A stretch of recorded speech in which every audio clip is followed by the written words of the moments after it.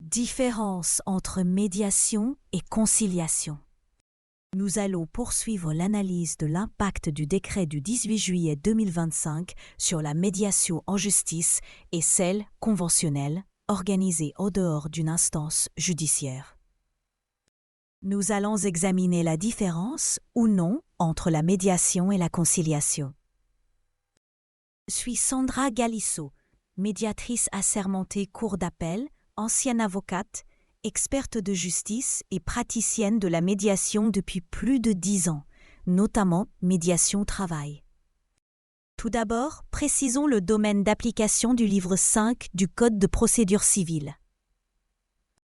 Il est bien évident que dans un code de procédure civile qui a un lien avec l'organisation judiciaire, la réglementation porte d'abord sur la médiation judiciaire. Il y a aussi un impact sur la médiation conventionnelle de droit commun. Remarquons d'abord qu'il existe des médiations qui ne relèvent pas de la réglementation du droit commun. Notamment une médiation que vous connaissez peut-être pour vos achats. C'est la médiation de la consommation. S'agissant de la médiation du travail, elle relève partiellement du droit commun. Certains aspects sur les conflits collectifs sont spécifiques, mais la médiation des relations individuelles de travail, d'équipe, relève du droit commun. C'est la médiation des tensions au travail, voire du harcèlement. C'est donc important de comprendre que ces médiations ont un cadre. La définition de la médiation, elle résulte de l'article 1130 du Code de procédure civile. Le décret vient la remettre en valeur. C'est ce qui a déjà été transposé dans la loi de 1995. Ce que dit le texte, la conciliation et la médiation, régies par le présent titre, s'entendent de tout processus structuré par lequel plusieurs personnes tentent, avec l'aide d'un tiers, de parvenir à un accord destiné à la résolution du différend qui les oppose.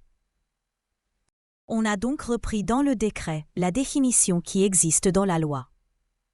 Parce qu'il s'agit d'un décret et que dans le cadre de la hiérarchie des normes, nous avons notamment les directives de l'Union européenne et donc la définition de la médiation et de la conciliation est la même, selon la directive 2008.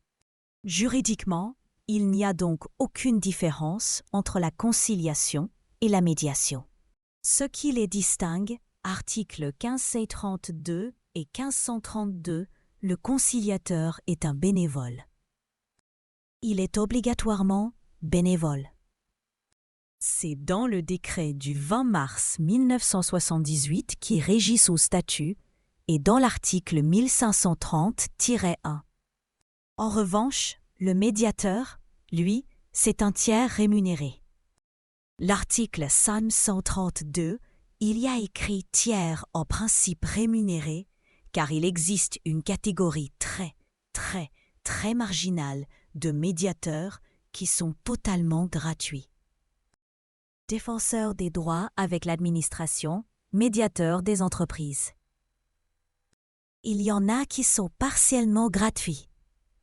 Le médiateur de la consommation est gratuit pour le consommateur car payé par le professionnel. Puisque la médiation est payante, voyons comment cela se passe. Si c'est qu'une médiation hors instance judiciaire, c'est un contrat, une convention. En justice, le juge va fixer la provision versée au médiateur et sa répartition. Il donne une indication, provision. Il faudra bien sûr aussi une convention plus détaillée. En justice, le juge aménage le montant via la provision. Par exemple, des justiciables ou l'aide juridictionnelle. Autre différence, le conciliateur de justice signe le constat, il signe l'accord.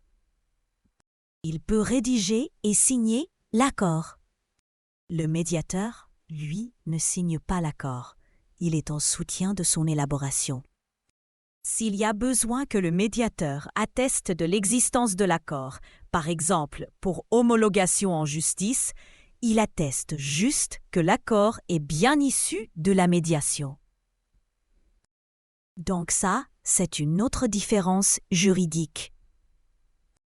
Mais enfin, et surtout, il y a une différence considérable entre les méthodes de médiation et les méthodes de conciliation. Le médiateur, lui, ne propose pas de la solution. Il met les parties en situation de proposer leur solution.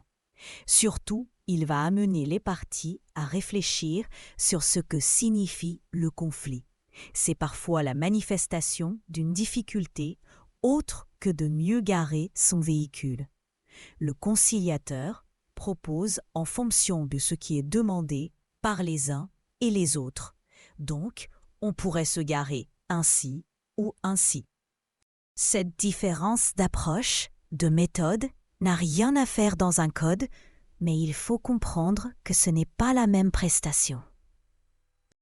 Ce n'est pas du droit. Le juge le sait. C'est pourquoi il oriente vers la conciliation ou vers la médiation.